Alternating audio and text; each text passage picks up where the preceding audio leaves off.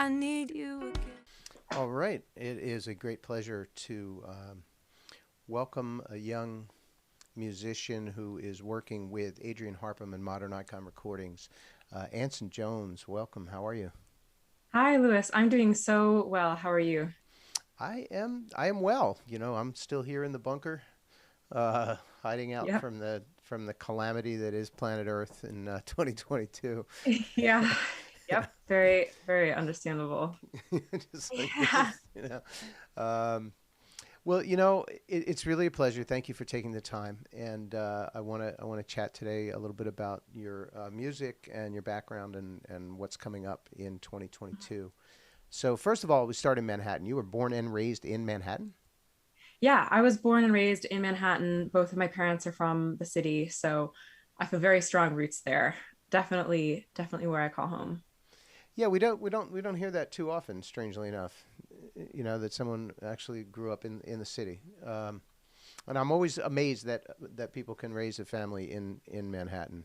Did you find that challenging? Like, it's just what you knew? It's just what I knew, and I don't think I realized how unusual it was or even how chaotic the city is until I remember I spent a little bit of time in Chicago. I spent a summer in Chicago, and I got there and was hanging out one night in sort of the downtown area, and I was walking around and I was like, where are all the people? Why is it so quiet? Why is it so chill? And I had to kind of remind myself that, my baseline for chaos is like up here in Right, terms of what most people are comfortable with. right, So right. I never noticed how crazy it was. Well, good. So, I mean, I can tell from your demeanor that you have a sense of calm as a result, right? So you're just generally calm most of the time. Um, when did you first discover music? Can you tell me a little bit about what the vibe was with your parents and community as you grew up? Totally. I don't remember discovering music. My all four of my grandparents were musical, and so they passed that down sort of through my family. My neither of my parents are musicians themselves, Hmm. but my dad is a huge appreciator of music and uh, introduced me before I can remember to the classics of jazz and soul and funk and disco and classic rock. That's kind of his wheelhouse, and my mom rounded out the other edge of that with a lot of classical music and a little bit of indie rock. So I Nice, was very lucky to have a lot of sounds in the households growing up. nice, nice. What was the player? CD player or like vinyl? Yeah, CD player. We never had vinyls. Right, right. Oh, I'm so sorry. Let me Fries are done. off. Sorry, The fries are fries are done. done. Yeah, Yeah. exactly. Hmm. Microwave. Um, CD. sorry. Yeah, CD player. Always a CD player. Okay. And my brother and I got our first. We shared a room. Got our first CD player. First CD he got was Green Day. First CD I got was Fleetwood Mac. Fleetwood Mac. Which album? Fleetwood Mac. Oh, the self-title. Okay, got it. Yeah. Oh, good start. Although Green Day's not bad. Um, we had that playing when I was raising my kids. They gravitated to that as well. So you Yeah. mentioned. So obviously there's a lot of support from family. Hmm. Just around music in general, right? Hmm. And Totally. and so when did you start to play and perform? I started singing in a church choir, kids church choir when I was really little. But I started taking piano classical lessons, I think in around third grade, maybe second grade. Um, Never really had too much interest in that until I met my teacher, Greg Dayton, who started teaching blues and pop and let me sing as I played. Um, Greg Dayton and of Modern Icon Recording fame. also of Yes. Modern Hmm. Icon. Okay. Oh, great. What a Exactly. wonderful dude. Yeah.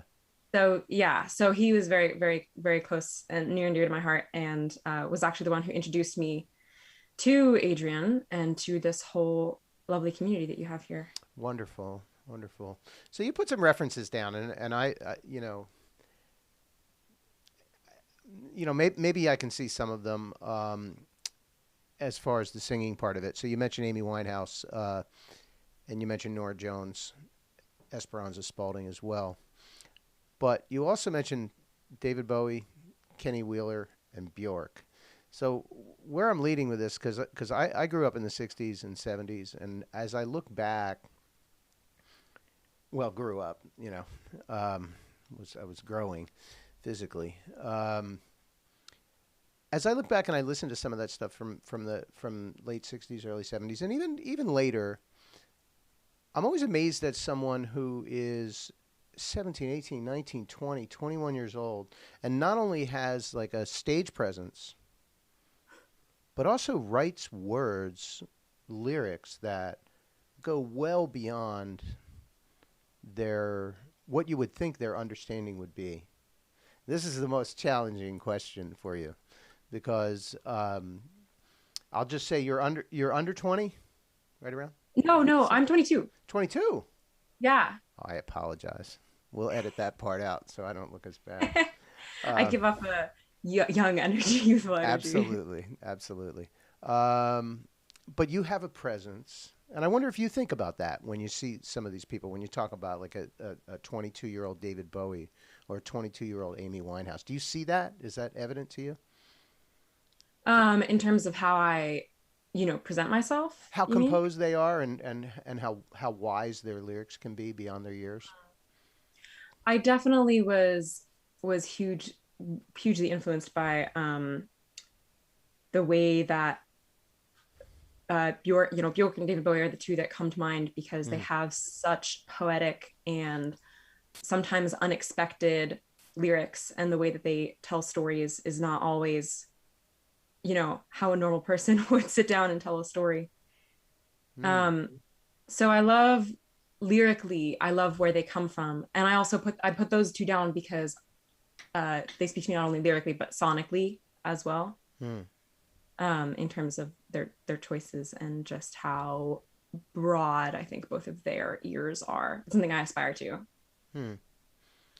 Yeah, it must have been really interesting working with Adrian as well because I wouldn't say to me the work that he does sounds like Bjork or David Bowie, Mhm. but he has a certain I don't know what it is. Can you define it? It's a different edge that Mm. he approaches this music. Yeah, it's almost like and there's an air of experimentation there, I think, that runs through everything. I like the idea of if you want to sound like someone, don't listen to them, you listen to who they listened to.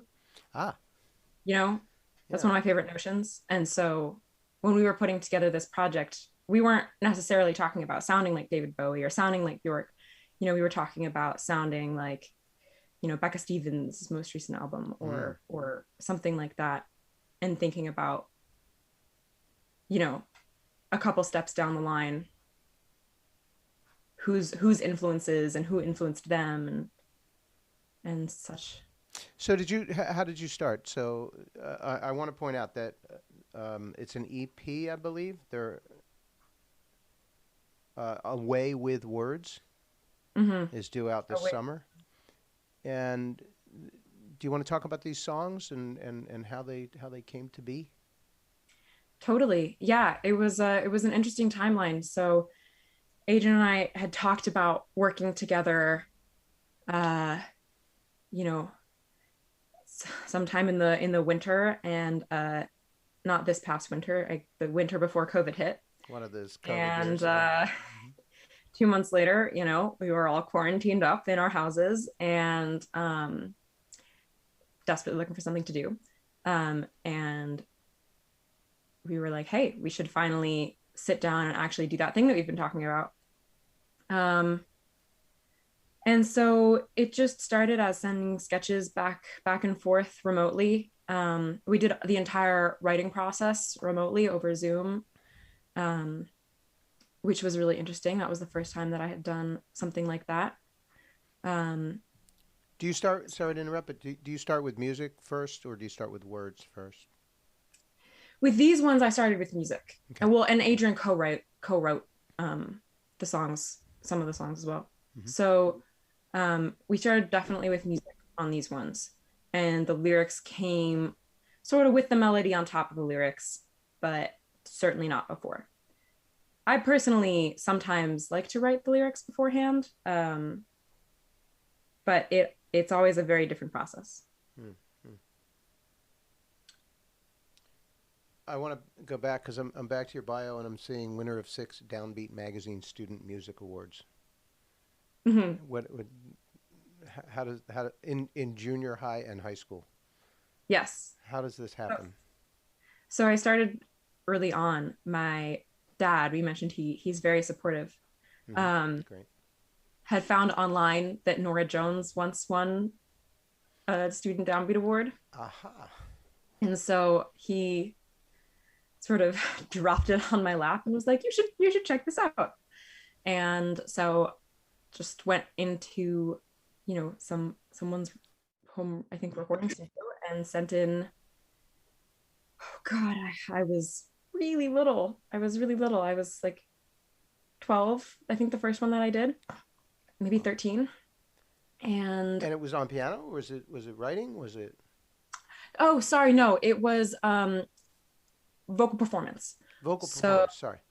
yeah, so there's jazz categories and there's pop rock and blues categories. Got So it. I did both and I won some of both. And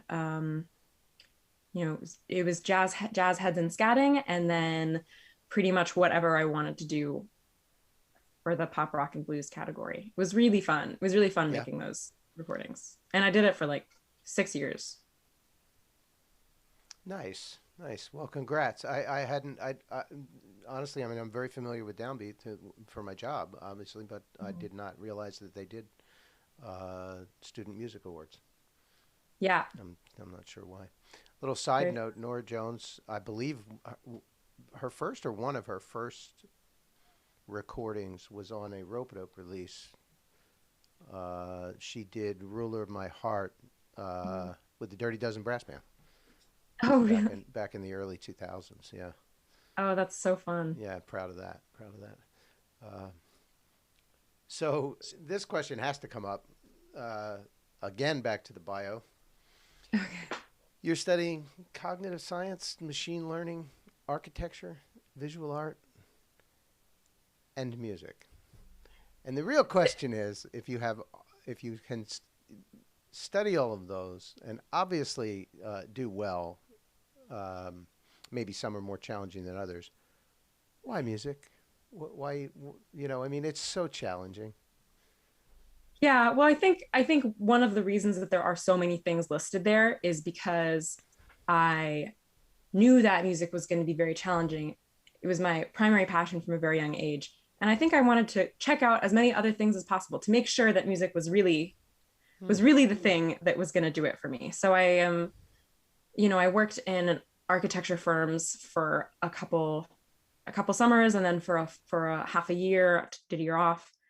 Um, and as much as I loved it, and I really did love it, I think having that experience was part of what made me know that I wasn't really going to be happy until I was spending over half of my time minimum doing music. That's really good. I mean, because you're not going to spend as much time as many people do when you hit the challenges in the music business and say, well, maybe I should have taken a different career path. Right. You've already kind of you know dug into that a little bit, and Yeah. you have that balance too. You have something that can Right. balance out music. Yeah, and I've also, one of the things that I was doing over the more recent years was trying to find a way to mix the sort of computer science, cognitive science, and music elements of things. Mm. So last summer, I found, I think, the must be the only student physicians, place that has this, but at Rochester University, they have a lab that um, where I did data science for a cognitive science lab looking at music processing. So really went out of my way to link all those things together. Well, this is fascinating. I mean, I think I'd like to hear what that means. Are we talking about how music affects the brain? Is that It's there can be many different things. What we were doing specifically was looking for something that another paper had suggested, which is the presence of a song selective response in the brain using fMRI and EEG. And we were using EEG, which is just different methods of imaging the brain. Okay. So basically, there's just a spot in your brain that lights up only with a pattern that responds to song and no other type of music. Really? Mm-hmm. So music hits at a certain spot. Am I saying that right? Like With a certain and or with a certain pattern. okay. Yeah. Huh.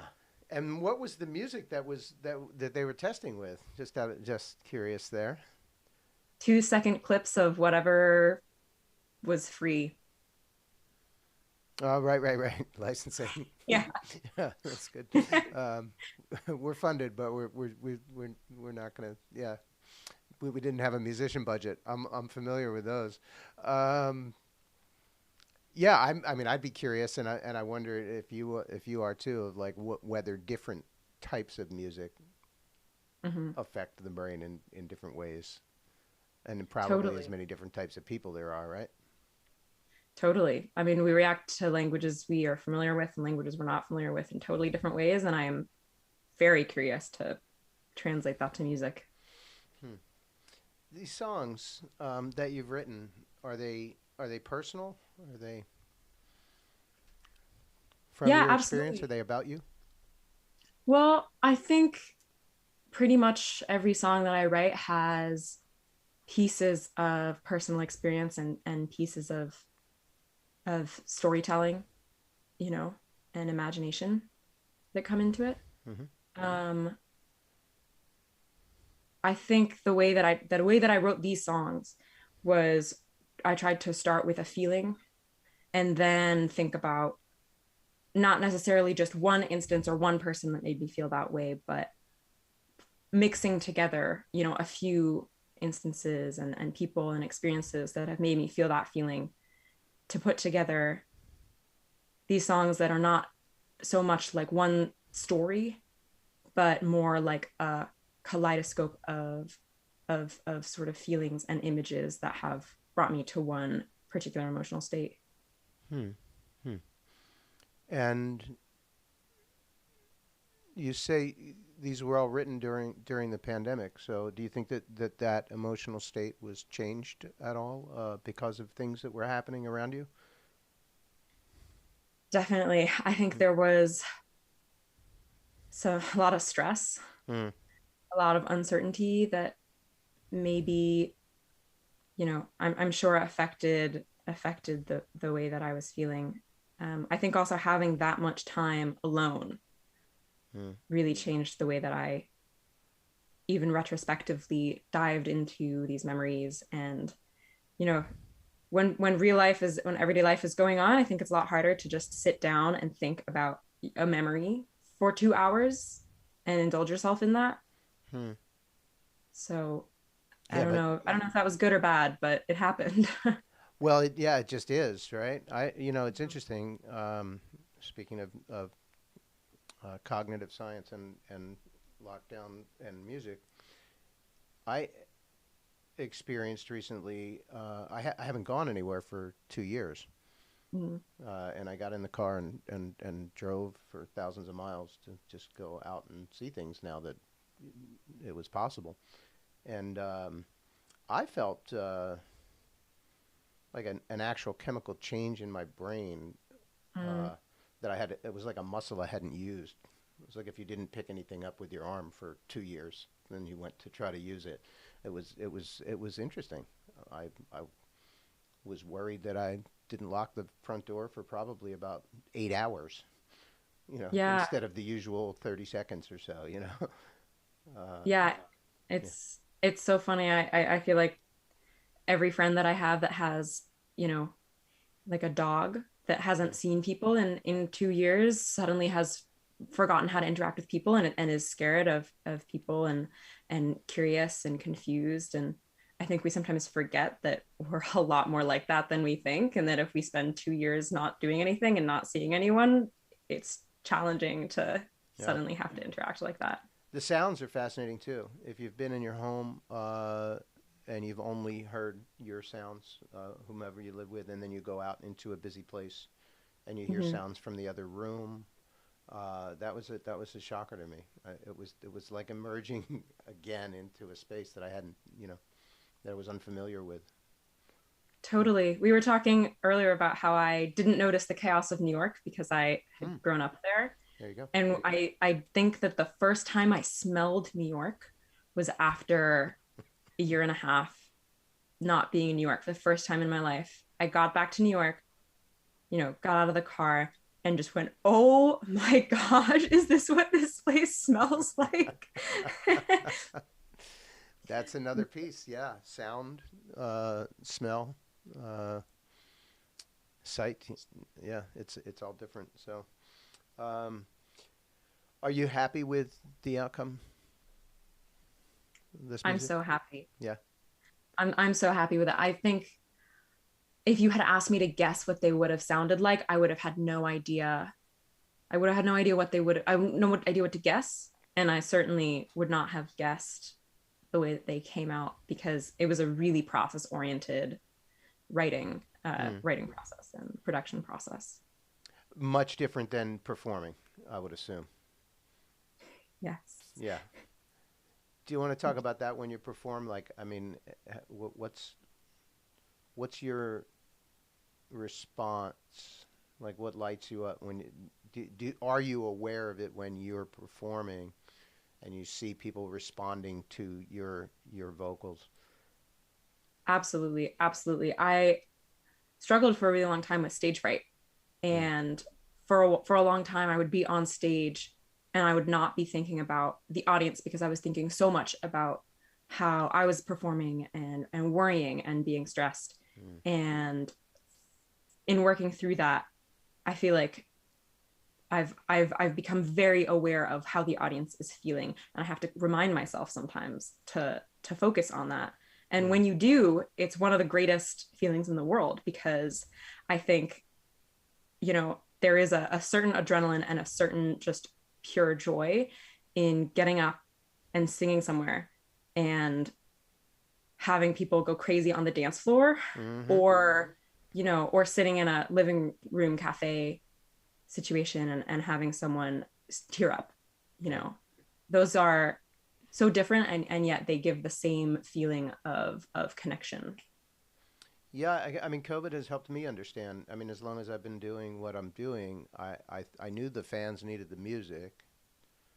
I didn't realize the musicians needed the fans so much, and what was really going on. So we can strip away why people make music, but I think one of the reasons is one of the main reasons is communication, and Mm, that lights up. That adds a sense of purpose. I mean, if you play the absolutely. music and no one hears it, what is? It may still sound nice, but it's not the same, right? Yeah. Mhm. Yeah, there's the outpouring that's cathartic, and then watching that affect someone else. And those two things I think are necessary to be really satisfied with how a Yeah, project is yeah. done. It's a beautiful thing. It's a beautiful thing. Well, I'll say it again. Away with Words is due out this summer. We'll have information on moderniconrecordings.com and on, of course, ropeadope.com. Anson Jones, thank you so much. I appreciate that you are putting beauty into the world, and thanks for spending time with us. Thank you so much.